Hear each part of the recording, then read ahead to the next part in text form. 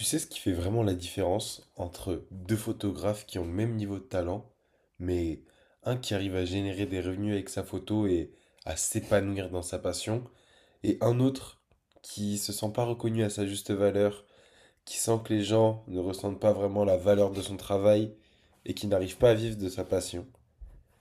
C'est pas la technique, c'est pas le matériel, mais c'est la confiance en soi et en ses photos.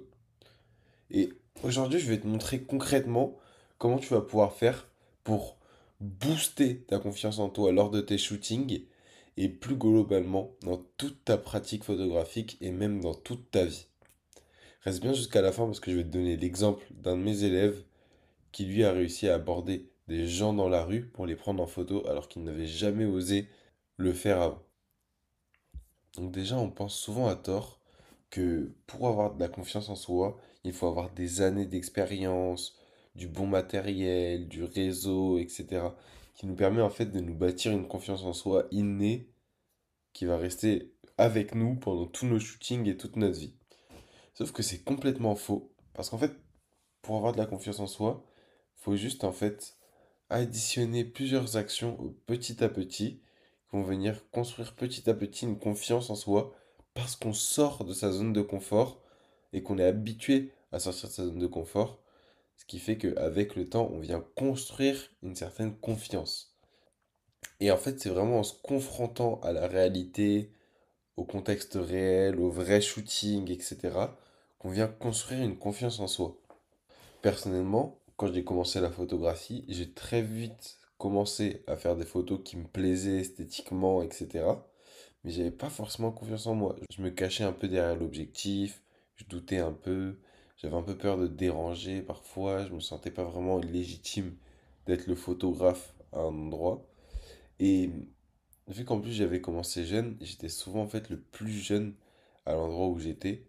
C'est-à-dire que je sois sur un défilé, dans un studio de musique, à un concert, n'importe où. Mais en fait, j'étais vraiment le plus jeune et j'avais du mal en fait à m'ouvrir, à m'imposer. De plus, je pense que pour la plupart des photographes, on a commencé à être photographe un peu malgré nous parce qu'on n'était pas forcément le personnage principal d'une scène et on s'est mis en fait à prendre des photos de la scène pour pouvoir faire quelque chose, pour pouvoir aussi nous exprimer. Mais ce qui est intéressant, c'est que à force de répéter, ce petit garçon, eh ben, il a pris en confiance en lui. Parce que à force d'aller en shooting, aller dans des studios de musique, aller dans des concerts, aller dans des défilés de mode, proposer des shootings à des gens en extérieur, en public, etc. Ben, en fait, il y a un peu de confiance qui s'est construite au fur et à mesure. Et à la fin, bah, ça a donné le photographe que je suis aujourd'hui. Parce que le manque de confiance en soi, c'est pas ton identité. En fait, faut pas voir ça comme une fatalité. C'est juste une version de toi qui n'a pas encore suffisamment agi pour se ressentir suffisamment solide pour avoir confiance en soi. Donc il faut vraiment que tu te rendes compte que la version de toi actuelle, tu peux la transformer, tu peux la renforcer, et à chaque fois que tu vas prendre un risque, faire une action, etc., et ben en fait tu vas te rapprocher de la version de toi qui sera confiante. Donc c'est super important en fait de te rendre compte que la situation actuelle n'est pas figée dans le marbre et que tu vas pouvoir faire bouger les choses si tu mets en place les actions que je vais te dire de faire par la suite. Déjà, premièrement, si vous voulez gagner en impact, il faut vraiment que vous sachiez ce que vous voulez faire ressortir dans vos photos, dans vos séances photos, et ça va vous permettre en fait de prendre naturellement les rênes. Une fois que ce que vous voulez faire de votre séance photo est clair pour vous, le type d'angle, l'histoire que vous voulez raconter, le type de pose, etc., ben en fait, vous allez naturellement prendre le lead de ce shooting parce que vous allez avoir une posture beaucoup plus confiante et surtout vous saurez vraiment ce que vous faites. Donc parfois vous voyez pas mal de photographes expérimentés qui préparent pas trop un shoot, qui font pas forcément un mood board, qui vont pas forcément aller se renseigner sur des poses qu'ils peuvent proposer au modèle et tout.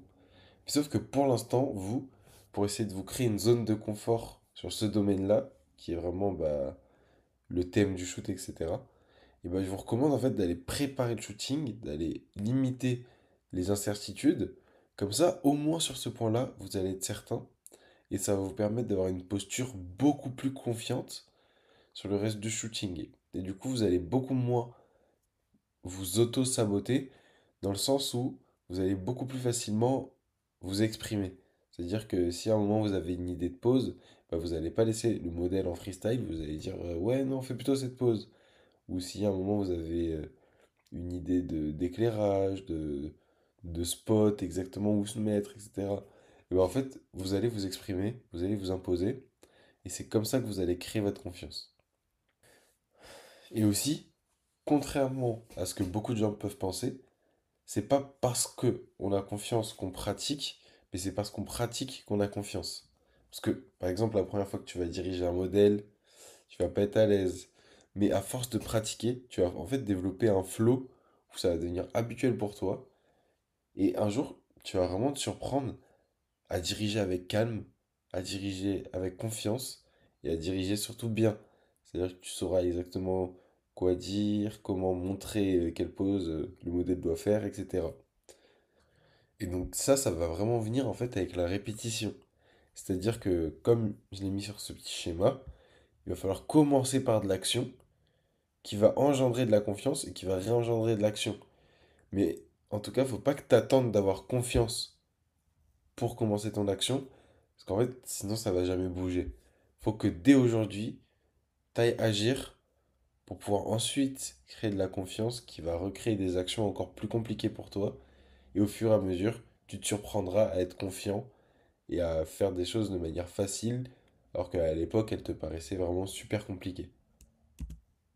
Donc, attention, même si t'es pas encore photographe pro, tu vas pouvoir l'appliquer à ta vie. C'est-à-dire que tu peux proposer des choses qui te font sortir de ta zone de confort, proposer des shootings même en collaboration qui vont te faire sortir de ta zone de confort, contacter des gens sur Instagram pour leur proposer de travailler avec toi, annoncer un tarif à un prospect alors que tu l'as jamais fait. En fait, c'est à chaque fois que tu veux passer à l'action, malgré le doute, tu vas, comment dire, tu vas muscler en fait ta confiance en toi. Donc, faut que tu t'exposes volontairement à l'inconfort et avec le temps, en fait, ta confiance en toi va se muscler parce que c'est comme un muscle, il faut vraiment la travailler au quotidien en sortant de sa zone de confort et en faisant des choses qui sont difficiles. Si tu veux savoir, ma première Fashion Week, je l'ai shootée sans accréditation. J'avais un ami coiffeur qui m'avait un peu glissé un tuyau et en fait qui m'avait mis sur son équipe de coiffure. J'avais pas de badge, pas d'autorisation. Et je me suis retrouvé là, comme ça, dans les backstage d'un gros défilé parisien.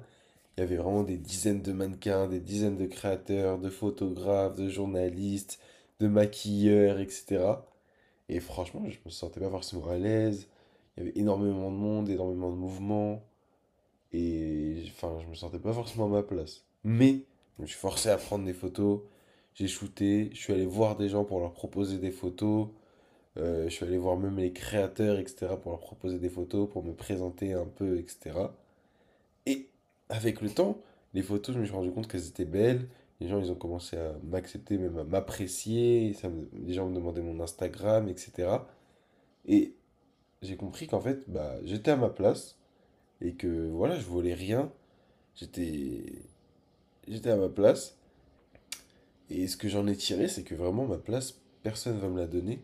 C'est vraiment à moi de la prendre avec mon travail et avec mes actions que je vais faire qui sont courageuses. Et à la fin, bah, ça a donné des belles photos comme ça qui ont été repostées, qui ont même été utilisées par les créateurs sur leur compte officiel, etc. Alors qu'au départ, j'étais pas du tout à ma place. Mais de fil en aiguille, je suis parti chercher ma place, m'imposer. Et du coup, par la suite, j'étais confiant pour aller sur des défilés de mode. C'est-à-dire que la première fois que j'y suis allé, j'étais pas confiant. Mais dès la deuxième fois, j'y suis allé. J'avais déjà une vraie accréditation vu que la première fois, j'avais fait mes preuves. Et surtout, je me sentais beaucoup plus à l'aise dans ce domaine-là.